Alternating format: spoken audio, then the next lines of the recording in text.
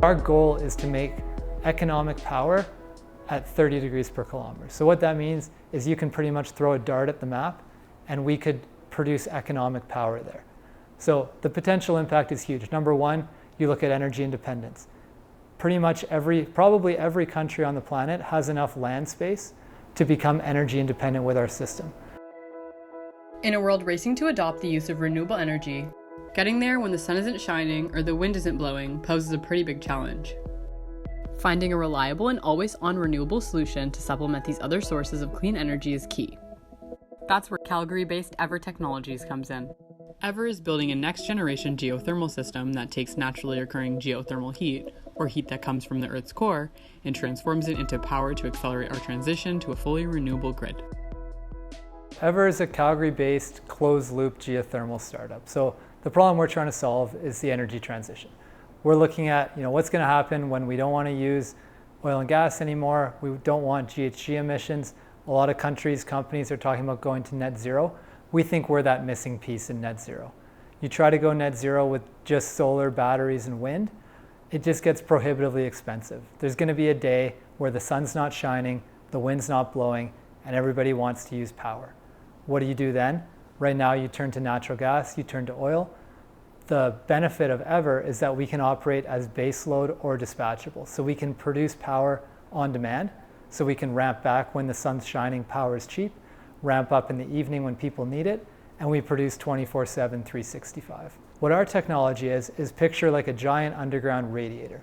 So instead of needing the water to flow from the underground, we actually just flow a working fluid through this underground radiator and pick up the heat from the rock. So instead of looking for somewhere that can support flow, all we need to do is find heat. And heat is a lot easier to find than permeability. So we like to say that geothermal is looking for the needle in the haystack. We're looking for the haystack trying to avoid the needle. We have 30 people about here who are all focused on our problem. We're not experts in everything. A lot of us come from an oil and gas background, so we have that subsurface expertise, drilling expertise, heat transfer expertise. But where we really use academia is to access other expertise. So when we have a problem that we either just know enough to be dangerous but don't know how to do everything ourselves, we can reach out to academia, get them to draw up a scope of work and get more smart people thinking about our problems. There are companies looking for technical experts and in need of financial resources. And then there are researchers that would love to connect with industry. And then there are resources. So the pieces are there. We have to connect them, right? And so I feel like a connector in a way.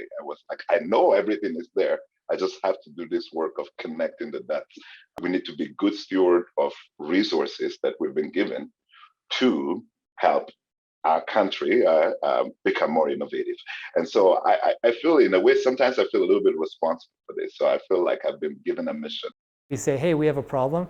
They can help us connect with, there's these experts in academia that can really help you.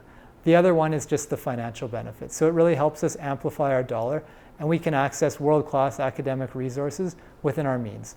We are still a startup. We're pre-revenue, so we're burning cash, and any little bit helps. When we look at programs like MyTax, it's really beneficial for us to have someone else step in and say, yeah, we'll pay part of the work because what you guys are doing is worth doing. At the day, if I write a paper and that paper just sits somewhere online forever, I don't think that's great for metrics. I don't really feel fulfilled by that. So that translation of the model from a paper into a model that someone can actually use is a great benefit for someone like me. And additionally, that guidance from the company that says, this is a particular challenge, that is something that I know I can spend my time on rather than spending years on something and the company just says, we figured that out a decade ago, move on, please. And then additionally, on the student side, the students themselves, many of them will go work in industry. So seeing those applied examples of where they see advanced research being applied in the field is critical, because then they get that hands-on experience with actual data. They can actually understand what that data does, and then apply to their own research. That gives you that well-rounded student or well-rounded graduate.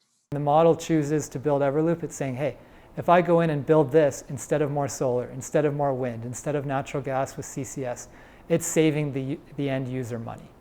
And so what that ultimate potential is is we can help countries achieve energy independence, we can help countries reach net zero for cheaper, and we can do it pretty much anywhere.